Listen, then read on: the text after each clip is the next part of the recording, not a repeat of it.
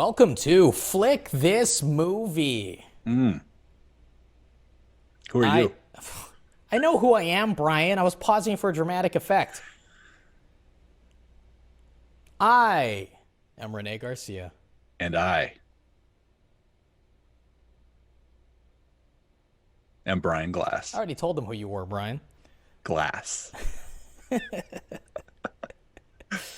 Today, what are we doing today, Rene? What's happening? What are we doing today, Rene? I will tell you. You know, when Great. there's not enough light, it's really grainy on my end. Who cares? I'm not much to look at anyway. It's probably improving what people see on my side of the screen. Oh, geez. And as you can see, everyone, still on the laptop. Trusty old laptop. I always wait for like a beat after we do that, Brian, and it never comes. No. Okay. Anyway, so please forgive the presentation, but but I'll get it sorted out soon. Trust me, the other computer is built. It's just I got to wrap up one last thing, and then we'll get the nice presentation again. But enough about that. Today we will be reviewing Men in Black International. Yes, we are. Hey, Rene, before we get into it, though, Tell me. you want to roll that trailer? I want to roll the trailer, Brian. I do. Can you perhaps reenact it? Oh, man. I was going to do an English accent just now, but I was going to do like, do Cockney. Oi! He's an alien. No, that's not. Is that Jason Statham? A little Jason Statham? You know what's sad is that Danny Elfman did not do the soundtrack.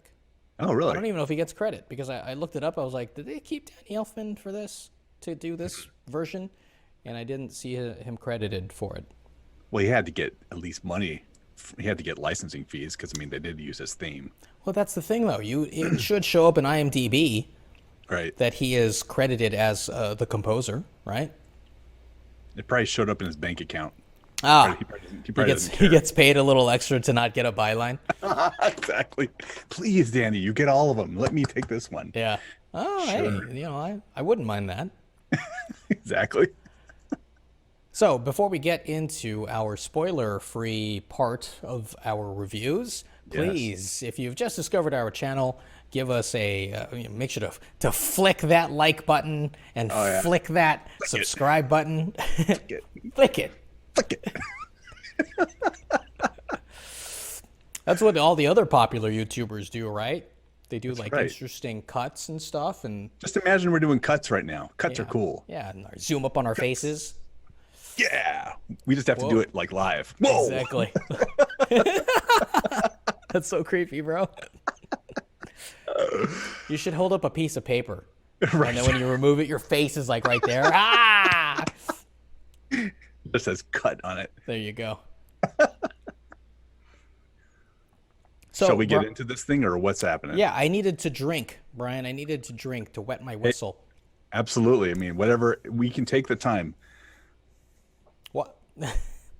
You're so contentious today, Brian. What's going on? Right. Okay, Brian.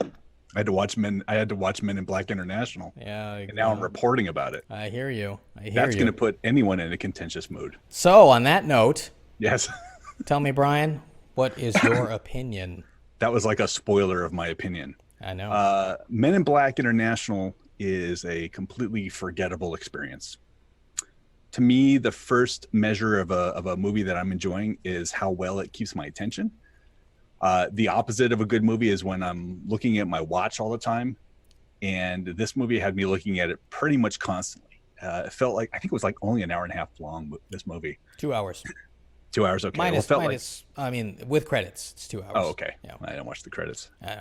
I know you watched a little bit since you were looking for Danny Elfman, but yeah, it felt like about 3. This felt like a marathon. I enjoyed the first Men in Black. It was fresh, and one of the reasons I really liked it is not just because of the actors. I thought that the way they drew the characters was interesting. You know, Will Smith was, you know, cracking, wise. but he also was intelligent. You know, he had street smarts. Right. And Tommy Lee Jones was the straight man through and through, you know? Yeah. And the two of them playing off each other was fun. I mean, that's what you want in, you know, some sort of comedy. And here we have kind of that newer, I guess it's actually becoming a trope now, where every character is just a level of smartassery. Yeah. You know what I mean? And so it's very hard for me to distinguish between all of the main characters, you know, because they had no distinct personality. Yeah. And that was really problematic for me. There was like the exception of this guy, what's his name? Rafe Spall. I don't even know this guy. Agent C. Yeah. He at least was playing straight, but he was just barely in the movie, you know, and his arc in the movie was like a little arc. So it's like, I don't really care, but all the main guys were all like the same person. You could have inserted their dialogue and just, you know, move it around. Hey, we need more lines for Chris Hemsworth character. All right, give him these three. It doesn't matter who's saying it as long as the joke gets out. Yeah. So, you know, I feel like there's the fact, or at least the feeling to me that these movies are becoming more and more about makeup and effects than interesting plot, you know? And, you know, you take the example of, you know, lack of character excitement or interest to me. You've got a new character on here, and I don't think I'm giving anything away because he's in the trailer. Pawnee, clever name, played by our friend Kumail Nanjiani. Yes. And Pawnee is exactly what you would expect. He's Kumail Nanjiani, you know? And to me, I'm thinking back to the original, and I was thinking actually back to like the pug. Do you remember the pug in the original one? Yeah. Where you expect the guy to start talking, the pug starts talking, like, whoa, that's a cool idea. And the pug was here. Yeah, well, okay, but whatever. The point is that, you know, if we're going to draw from the same small pool of talent that's available for Hollywood movies now, and we're just pulling from Stuber, our favorite movie, I thought it'd be really cool to have like Pawnee being played by Dave Bautista. You know, just imagine like he was just like a badass, you know, and talk like that. Like, oh, I didn't expect that. That's cool. He's like the toughest guy on screen. He's like this big. Right. Instead, you just get a smaller version of everyone else in the movie. So, you know, there were some interesting kernels of character development here that were just tossed aside for action. I'll get into that later. But, you know, it's all kind of been sacrificed for jokes and lots of CGI. You know, if we've learned nothing from the Star Wars prequels, it should have been that CGI effects are best in service of a movie, not the subject of a movie. Yeah. So there's a real problem for me there. So I guess my overall feeling, without getting into spoiler territory, is it's just a very disappointing, forgettable movie. Case in point, when I was thinking about what to talk about today, I had to go online to remember. I mean, listen, the characters here are only given letters of an alphabet. Right. That's their name. Yeah. And I could not remember who was who between the two main characters. I'm like, oh, that person was M and the other one was H. Yeah. Okay. That's how bad it was, man. That's how bad it was. That's how hard it was for me to differentiate between the two. I mean, oh yeah, M is for whatever, Molly. Yeah. But I finally remembered. I'm like, geez, this is just a bad movie. So Brian, would you flick this movie? You know, ultimately, I think it was no, man. You got to flick this movie. flick it. Wow. Bam, bam. Yeah. Oh, jeez, it's dead. Stop it. It's dead. Renee, how did you feel about Men in Black International Faux Pas? So I did not have the visceral reaction you did. I think that's because, once again, you know, it's a studio movie. It's a Hollywood industry movie with all of these big names. Therefore, it's probably going to suck, right? And it did not disappoint in its disappointment. Does that make sense? That makes sense. So I expected it to, you know, be the barest of stories. Right? It has a beginning, a middle, and end, but that's it. Right? You're not going to care about the characters. You're not going to have like interesting individual arcs. Everything's going to be predictable, and the jokes are going to be lame. What makes it intolerable, I guess, is that I mean, obviously, I wasn't expecting it to be a soft reboot, right? And the way I understand soft reboots to be defined as is a movie that is within the universe of an existing intellectual property that essentially remakes the first movie within the franchise, but later on in the universe, if that makes sense. Does that make sense, Okay. Brian? I always thought it was more like, I mean, I may be wrong, but I always thought it was more like they're within the same universe, but they're beginning a new telling of the tale, and it's going to go in a different direction. That's what I thought too, but then I heard the guys over at Red Letter Media describe it the way I just did, and I thought, oh, I'll go with them. They've got more viewers, more subscribers. So, Because we're not doing I can't do the voices, but yeah, the Mr. Plinkett voice. right. In any event, so this was essentially... Now, if by the way, I'm sorry to interrupt you, but if saying Mr. Plinkett in red letter and saying Mr. Plinkett, somehow feeds the Google SEO engine, Mr. Plinkett, then I'm okay with us showing up in Mr. Plinkett's type of reviews. Yeah, the Red Letter Media guys. Right. Right. Yeah, exactly. We're just Steven like Spielberg. them. Steven Spielberg's was a better version. Steven Spielberg did a really good job. I didn't Steven Spielberg.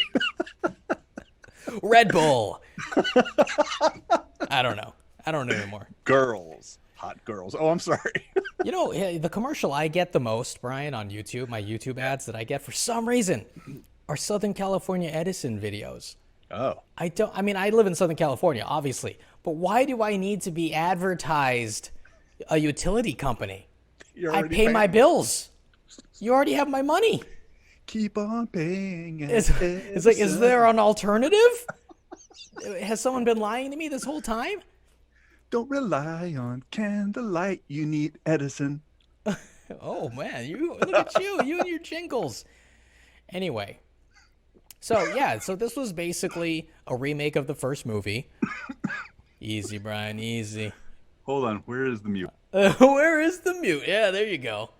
Now you know how I feel every day of my life. There's no mute in real life, though, Brian. I mean, when I'm talking to people face to face. In any event, where was I? Yes. So, yeah, so it's like it's a retread, but not done as well. So, I don't know. I mean, maybe I shouldn't get into this because it's getting into too much detail. Let me see if I can get into more general stuff. No, that's it. I have to go into detail. So, let me just say that I would flick this movie, but only lightly, because it essentially was what I expected, just a little worse. And so I can't say that I was disappointed. I mean, I am disappointed because once again, it was worse than what I expected it to be, which was bad. But not so bad that I was surprised at how bad it was. So light flick. You had low expectations, and it still didn't meet your expectations. Correct. Renee, you're becoming the king. Whoa, hey now. You're becoming the king of qualifications. Yeah, deepen that voice, bro. When you talk to me and you describe me, you use a deep voice. Either flick it or pick it, my friend. Fine, flick it. Yeah. Flick it hard. There you flick go. It out of the universe. Show us how to flick it. Oh, like you would flick the subscribe button. Flick that subscribe button. There it is. Okay, so spoiler break. Spoiler break. Spoiler break. That's We got enough. them spoilers. Yeah, where's that jingle, bro? You're the jingle machine. Spoilers. Ran out of spit. Okay, so it's like, they set up this idea of like, oh, there's a mole in MIB. First of all, let's back up. All right. You got Tessa Thompson Yeah. as the new Will Smith, but she's not half as interesting as Will Smith. And let's forget the actors themselves. It's how the writers or the filmmakers presented these two characters. Will Smith, he's a cop, right? And they introduce him as chasing this alien that's really hard to chase as a human being, right? And so we're already learning something about Will Smith as a character, or Agent K. No, Yeah, was I he think it's K? K. No, he was J. Or- I think he was J. And Tommy Lee Jones was K. Yeah. Yeah. Anyway, we're already learning stuff about him. Like, he's athletic. He's, he's determined. He's driven. Really dedicated to his job. All of that, right? And yet he also keeps like this good attitude about it when he catches up to the guy. You know what I mean? Like, Yeah. And then when he gets recruited, we see, as you pointed out earlier, he's got those street smarts. Even when they present him as kind of like a little maladroit early on when compared to like the military guys in those weird chairs, right? Yeah. Right. They're all trying to, fill out their paperwork on the side of their chairs or whatever. And Will Smith has, the aptitude or the Free thinking ability. there you go. Yeah. To pull the table over and like use Right. that, it's like, okay. And he doesn't care that it's disruptive, right? He Right. wants to achieve the goal, right? And then of course you have the gun scene, like shooting the targets. Terrific. Absolutely. Yeah. None of that is here. Instead, you just have Emma Thompson, no relation,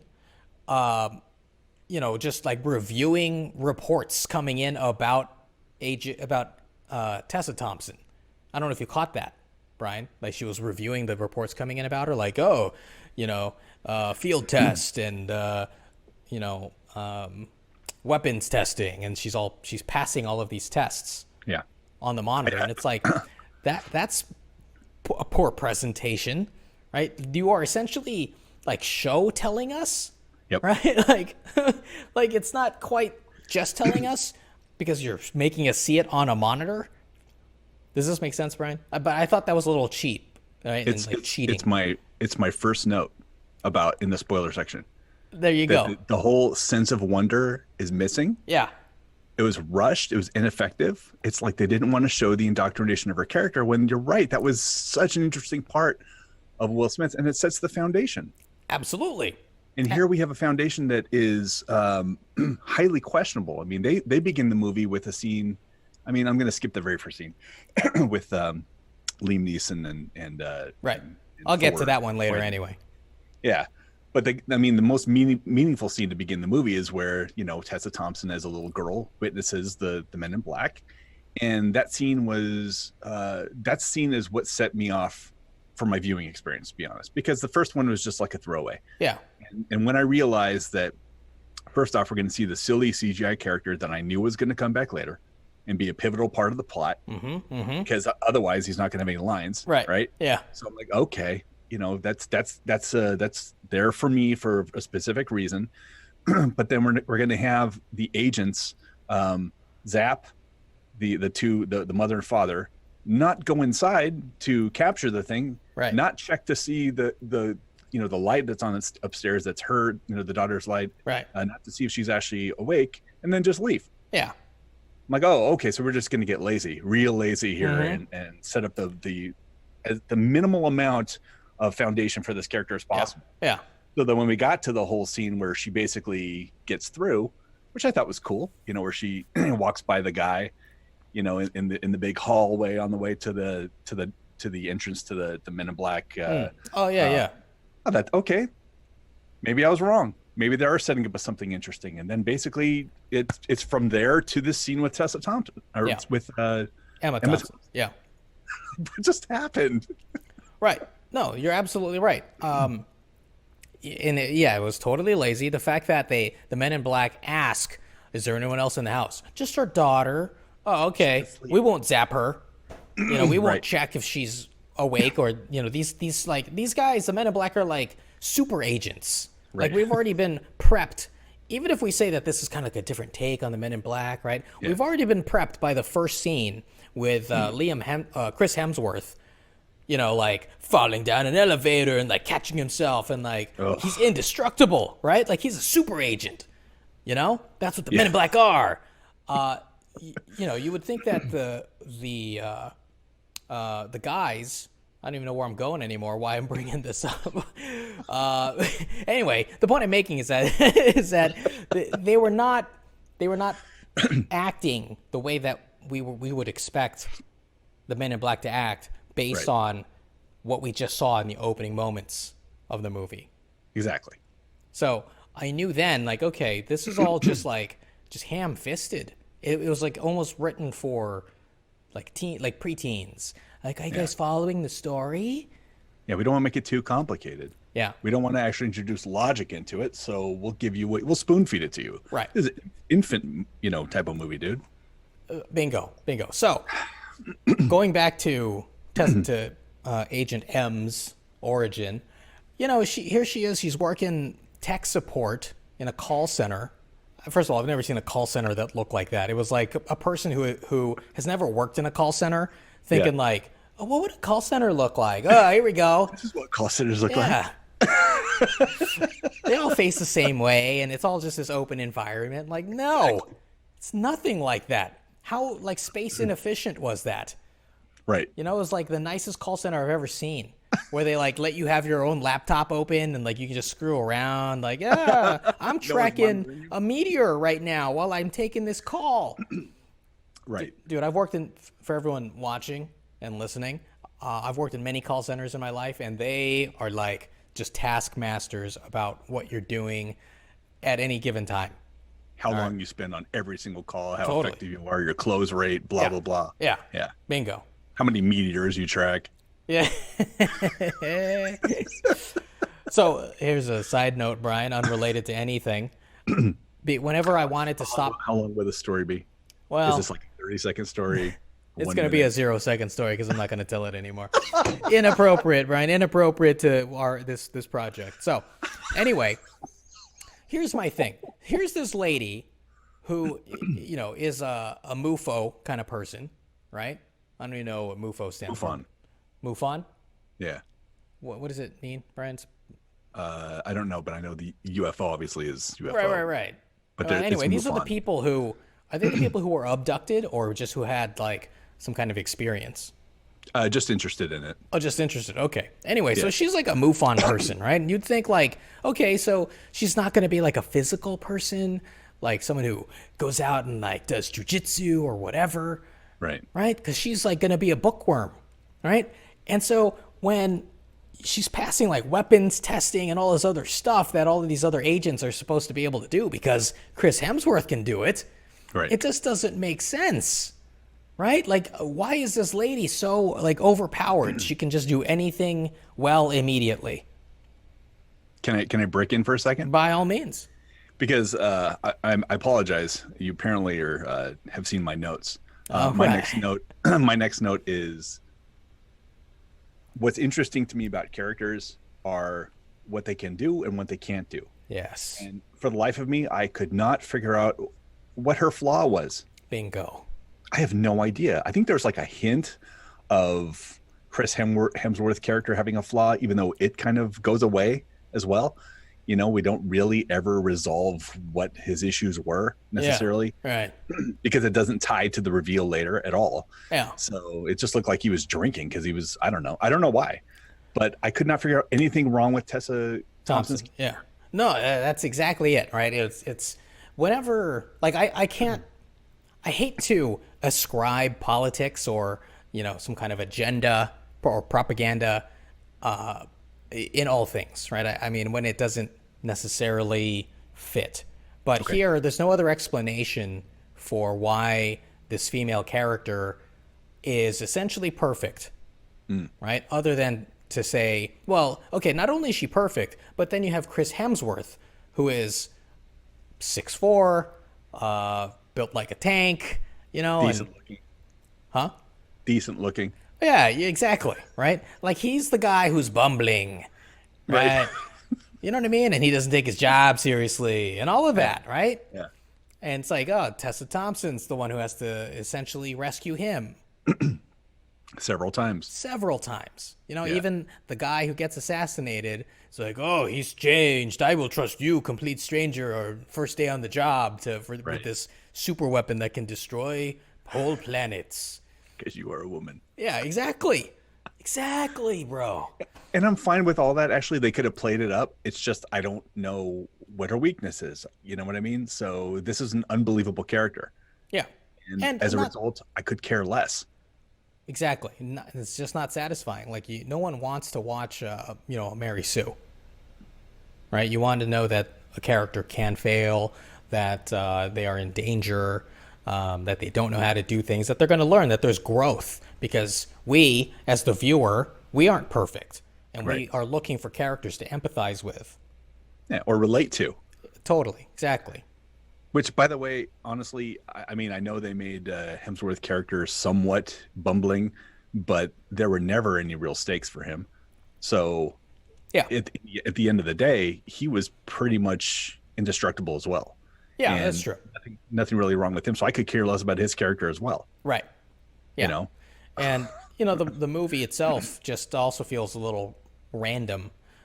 So you have Emma Thompson, who is British, but I guess runs the American branch All right. of MIB, Yeah. and she's there for like 2 minutes in the beginning of the movie, and then she's gone until the very end. I thought she was going to have a much bigger part, like she would be more in contact with Agent M, right? Because she is essentially her boss, right? Well, I mean, I'm glad that they sacrificed her screen time for the guy with the living beard, personally, Right. because that, or the girl with the third arm, because those were really rich character development, studies basically. Yeah. And so when we talk about randomness, it's like it's one thing to, hey, it's like in the first movie, the original, Agent J has to experience the weirdos in the city who are actually aliens. That's why they're so weird. And it's like, oh, that's clever. Because we've all seen weirdos. It's like, oh, they're actually aliens. Right? Yeah. And the second I knew, or the moment that I knew that this movie was a soft reboot, in the terms that I described earlier, is when they started recycling the jokes. Like they're looking up at the screen, and it's like celebrities, and it's like you never know who's an alien, and then it shows Don Glover. It's like, oh yeah, he's definitely an alien or whatever, right? When that was Michael Jackson before. But of course, she always knew that. I always knew that. Yeah. She knows everything. Where she knows everything. I mean, honestly, I don't want to get too deep in the movie yet, but the number of times that she saves their butts, understanding the technology, understanding everything, about a situation, made no sense to me. Like they didn't give her, if they had made her just the bookworm, and that she studied every level of physics that she can get her hands on, and then stuff maybe on the dark web or just things that aren't readily available. Yeah. She seemed to know everything about the Men in Black and how they operated. Every piece of technology she can figure out. Mm-hmm. And there's no weight to it because there's no understanding of why she would understand she'd know the most basic things about these items and this technology. One of the best gags, well, maybe not the best gags, but one of the satisfying gags in the original is when Will Smith is given, Agent K pulls out his giant gun and he talks about it. This is a Class 5 plasma destroyer or whatever, right? Yeah. And then Agent J's like, what do I get? Noisy cricket, right? And his little tiny gun. And then when he uses it, it knocks him backwards because it's so powerful. He didn't realize it, right? And that's a nice gag. Here's Tessa Thompson like taking apart parts of this car. Oh, look at all these guns. I know how to use all of them perfectly. You know what I mean? It's like, how are you so combat effective when you didn't even know that this side view mirror opened up all of these other guns and all this other stuff? You know what I'm saying? And they even bring back the noisy cricket, and she's just like, Oh yeah, exactly. Why? This thing's awesome. Why would you not? It can hide anywhere. It packs a humongous punch. Mm-hmm. I think they were trying to pay fan service and just doing a poor job there. Yeah. But again, to your point, the big gun, that the whole idea of what this movie's about, that they set to 0.01%, she's able to put that thing together as well and knows how to use that and set all the dials on that as well. Right. And it does exactly what you think it is, because this is this monstrous gun, and it creates like a Grand Canyon. Yeah. You know what I mean? Yeah. It's like there's zero subtext. This is like barely text at this point. I agree. Here's another thing, and this is a minor nitpicky thing. They're in the desert, and it's nighttime, right? Because they're cold and they're lost in the middle of the desert, and the only way out of here is to fix this motorcycle thing. Yeah. They're burning a little fire, right? Where did they get the wood? Where did the wood come from? They're in the middle of the desert. Did was a tree growing and then it died? Like it grew big enough just to provide enough wood and then it died. We're like, what? I don't know, bro. I don't know. They just needed fire. So the writers were like, no one's going to question firewood in the desert. You know, it slipped my attention as well. All right. By this point, I think I had, listen, before the desert, this gets me to one of my biggest gripes with the movie. Yeah. Which, not just gripes because of what they did, but also what they left on the table in terms of development, the neuralizer. To me, the most intriguing part of this movie, the most intriguing idea is that Chris Hemsworth character has been somewhat neuralized and he's had his memory reprogrammed. Yeah. That scene was interesting. And it was a fascinating idea that really could have been mined, at least a little bit, to bring a little gravitas to the role and to the movie. Like if there's just a touch of introspection there, like what are the implications of neuralizing? I can't say the word neuralizing someone, right? Because he's now experienced it and he feels like somewhat of a victim. I mean, you can read it in his eyes. Yeah. I don't think it's in the script. He just does a good job acting it out, but you can read it in his eyes. And, if he was to just question that, he's done a ton of this to people and he's never questioned if this is an ethical thing to do.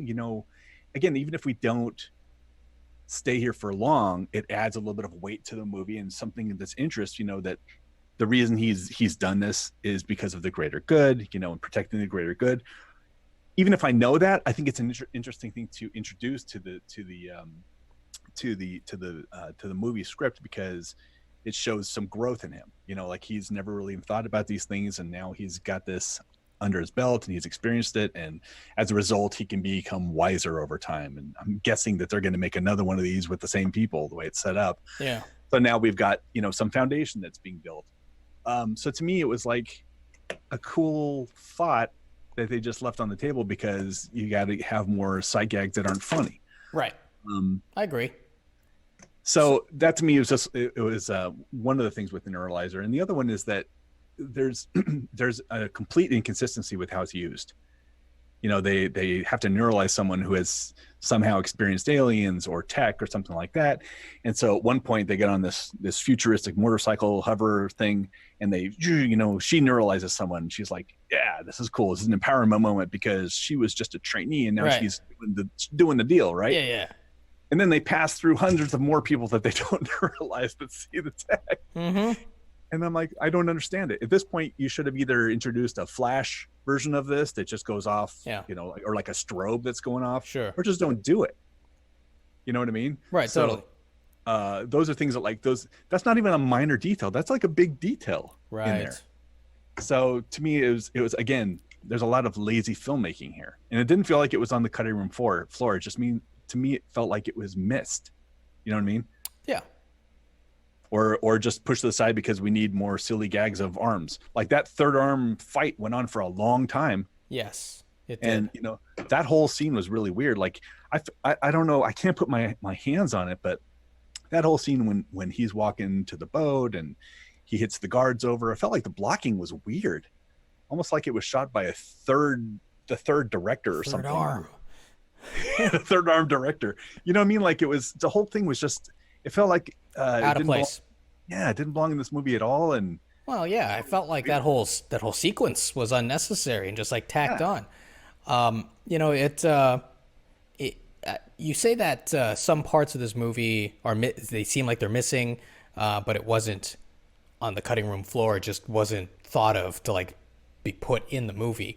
And I didn't even think about that until now. I do feel like there was more to this story that like we're missing the glue that makes these scenes come together, right? Mm-hmm. Like in the beginning, we have Chris Hemsworth, he's at this high stakes poker game of some kind where you draw cards from a snake pit or whatever in the middle of the table and you make your hand that way. I don't understand why that was an idea, but it's there. And, he is saved. It's more convoluted than that, but he's saved at the end of it by this octopus lady who he pays back by sleeping with her. And so it's a setup sort of that, okay, he's like a ladies man and he likes to sleep around or whatever. Yeah. And that is sort of a foundation for the thing with Riza or whatever her name is, Riz, the three-armed lady. I don't even know her name. Okay, three-armed lady, Brian. That now he has to essentially pay up or get his comeuppance for all of his philandering. Maleness. Or his maleness, yes. Essentially, that's it. That's what this movie is about, is punishing maleness. But it just wasn't there. Like I felt like we needed to see more of that from Chris Hemsworth, that, there is a price to pay for being a womanizer, essentially, right? Yeah. And I would have been okay with that. Like, hey, okay, this guy, for whatever reason, he has gone, like if they showed him earlier in the movie as being more straight-laced, like a Tommy Lee Jones character, and then when we revisit him with Tessa Thompson, he's like this changed guy, and he's like, just like a looser, sloppier guy for whatever reason. That is interesting to me, because now we get to find out what was that change. Yeah, and how is he going to be redeemed? Exactly. Yeah. But none of that is explored. You know what I mean? So let's just get into a fight. Huh? Save it for the sequel. There you go. Instead, let's have the little cutesy alien come back at the end, because no one was expecting that. Right. So Molly? yeah, exactly. Exactly. Say this password to me and I'll kill whomever you want. What? Why would you promise that to a little kid? Because you got warned by that the police were after you? I'll kill anyone for you. Thank you for letting me know. Okay, so let's step back to what I wanted to say earlier. Please. This movie was trying to set up like little twists, like, oh, there's a mole. And it's like, they set up Agent C as, just this combative, abrasive guy, who's like a foil to Chris Hemsworth's character. Right. But, I felt like it was more just like professional joking around, the way guys do, like always trying to one-up each other. Yeah. Right? It didn't feel like they really got ham-fisted later on, like with the close-ups and, we got to keep an eye on Chris Hemsworth because of this and blah, blah, blah. Roll that tape back. You know what I mean? Right. But it was obvious. It was like they made him such a target to be the mole that you knew it wasn't going to be him because it was too obvious too early. So who else could it be? Of course, it had to be High T, Liam The last Neeson. guy. That's what I mean, right? Of course, it had to, I don't know why his name is High T. First of all, is that supposed to mean anything? I'm guessing because of his stature within the organization. Plus, it's funny. High tea? Because English people drink high tea. They drink high tea? It's like a time of day that they drink tea. They call it high tea. Are you sure? I've never heard of this term before, Brian. That's why it confused me. During the show, I can't look. During the show, you can't look? You can't look it go on up? the internet now. No. Oh, I know. I'm just saying. This doesn't make sense to me. High tea. I believe that's a time of day that the English like to drink their tea. Okay. Like high noon?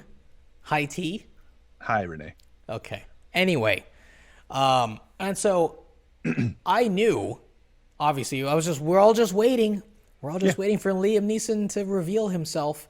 Right. So, and this brings me to the end where, or rather halfway through the movie, Chris Hemsworth is explaining about how the hive subsumes these people or whatever, right? So it must have happened in 2016 when Chris Hemsworth and Liam Neeson were fighting the hive, right? Or else why would they show us that scene at all? Right. Okay. And I have to assume it happened when Chris Hemsworth got knocked down by something. I don't know what he got knocked down by. And he's falling, and then he has to climb back up the Eiffel Tower to get back to High T. Yeah. And High T is already now the hive. Right. Right. And now he's just going to pretend to fight the next part of the hive coming in. I don't know how it works. In any event, why didn't it? Okay, if Chris Hemsworth got neuralized, why didn't the Hive just subsume Chris Hemsworth too? Now you got 2 agents within MIB. Right. Why just neuralize him and say, "Oh no, he fought off the Hive"? What purpose did that serve? That's a great point. They never explore it. Yeah. Great point. I hadn't thought of that part. So I think I did what they wanted. I went right past it. there you go, Brian. See, I think that's what they're trying to do. That's what I'm talking about, man. Wow, bam, boom. Yeah, it feels like a didn't see movie. that? They won't care. Huh. So that bothered me. And yeah, so it's like everything in this movie was all just like predictable and surface that, I'm just as an audience member, I'm just waiting for the movie to get to that beat and then get to the end. And see, where my mind went at the end was a little bit different. Because, I have this tendency to watch a movie and think about the movie that I want to watch rather than the movie that I'm watching, especially for something I'm not enjoying, which I didn't at all. And I thought it would have been really interesting, rather than having another big bad at the end of the movie, which was like, it to me is the most obvious and boring thing you can do, that he's going to turn into this big creature that they're going to fight again, because I keep seeing the same thing over and over. It would have been so cool if all those implications led to Liam Neeson being subsumed and being part of the Hive, only to find out that he's human. And the whole time he is actually just ideologically aligned with the Hive, and he agrees with them. And that's the whole thing. You think he's part of the Hive this whole time, but no. That would have been perfect. I think it would have been so cool. Such a cool twist. Like, oh, it's no one. No one is infected by this Hive. Right. It's just the guy who actually agrees with them. Yeah. And the whole way of life and why they need to come here and take over the world or whatever it is, the universe. I thought that would have been so much interesting. It would have been like awesome, because like the betrayal that Chris Hemsworth character would feel. Like they could even set up this thing where, whoever is part of the Hive, if you inject them with this chemical, they'll die immediately. And then he injects Liam Neeson thinking he's the Hive, and he's like, no. In the crescendo of that big scene, right? Yeah. That'd be great. Yeah, and he just pulls it out of his body. He's like, what's this? Right? Yeah, I'm human. Yeah. So to me, having some originality brought into that room would have been cool. Although I have a feeling that it's a Sony picture, isn't it? Yes, Columbia. I'm usually not a fan of their stuff. So I just have a feeling like the originality was just kind of shuffled off to the side. We're just going to go with what people want. And this is what people are used to. We're just going to, regurgitate it, put some women power in there and call it a day. Mm-hmm. We like these actors. And who else is hot right now? All right, cool. Bring him in too. You know what I mean? Yeah. And I know you started this review by saying that it's a Hollywood movie and you had very low expectations, but I would say that I did as well. And I was really even more let down by what they did with these actors I actually like. I love Tessa Thompson in Westworld. I think she's got such a cool character in that. Chris Hemsworth as Thor, especially like the second half of his career in Marvel, has been very enjoyable for me. Yeah. He's got a lot of different things going on, and I think he's a good actor. I love Kamal, or did I say his name right? Kumail Nanjiani. I enjoy some of his stuff now. I can't say too much because it's more weighted towards the stuff I don't enjoy, but I feel like they're only hiring him because, hey, you have these funny things you like to say. Right. We're going to bring that here. You know what I mean? And so I don't know where I was going, other than the fact that, if this felt like it was put into the machine, Yeah. And the excretion was just the original stuff. We're not going to have that in here. The juices all got squeezed out, and all we're left with is like the crap. The juices. We want the juices. Yeah. I hear you, Brian. I feel like that is par for the course, though, for most like studio flicks now. And I don't know why. I don't know why or how they lost their way. Like, I'm sure, maybe being sure is overstating things, but I have a feeling that, we could, if we built out, a spreadsheet and just like listed, okay, every director for all of these industry movies, every writer, blah, blah, blah, right? We could do like a pivot table and say, okay, this combination equals crap, right? But, you have certain combinations that equal good Hollywood movies. Like, Don't get me wrong. Like, I love Hollywood movies. I love industry movies. I love formulaic movies, right? They just have to be the right combination of stuff. Yeah. I mean, this is why I want to be a screenwriter, is because of Hollywood movies. That's where the budget is. That's where the big name talent is. That's where all the special effects houses are. All of that. It's like you get to make everything that you can think of come to life, right? That's true. You're right. And there's no limitation. That's what I'm saying. And it just, unfortunately, the people can think of a lot of mediocre stuff is the problem. It's like the majority of the things you think about are bad. And like that 1% that you can think about or that you can come up with is good. And unfortunately, obviously 1% is in the vast minority. And so you just have to keep wading through just aggressive mediocrity until you can get to like Oscar season. I mean, I just wonder though. I mean, I'm not going to give this too much credit other than just to say that I feel like this has to happen. Like there had to be a time when there was an idea here that was interesting, because it feels like there are a lot of interesting ingredients in this movie that have just been, all the flavor's been taken out, you know what I mean? And it's been preserved, and it's gotten, it'll sit on the shelf for years to come, without losing any of its whatever. I can't continue the analogy.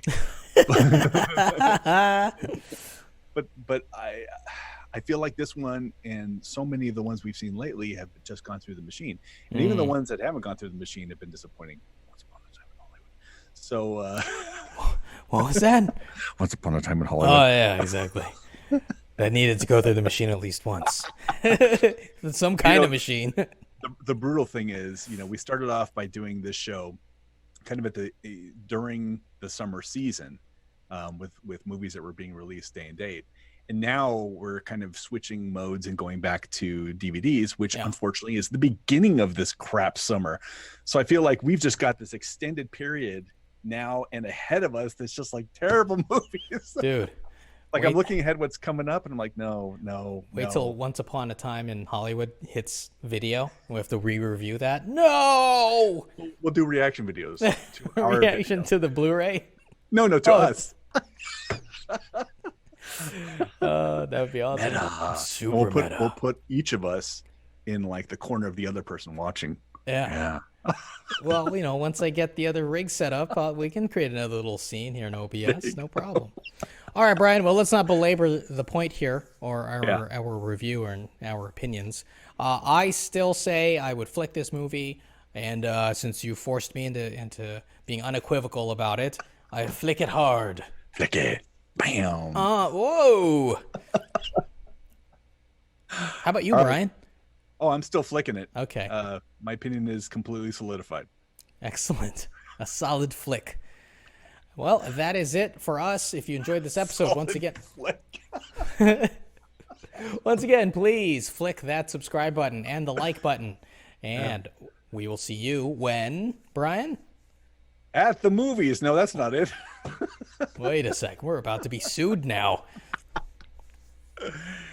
Because we invoked a show that started Roger Ebert, rogerebert.com, and his reviews, movie reviews. Zip Recruiter. Roger Ebert. What's that? Zip Recruiter. Birch Gold. Edison. We don't have enough subscribers to monetize yet, Brian. But we're just prepping. We're just prepping for the algorithm later. All right.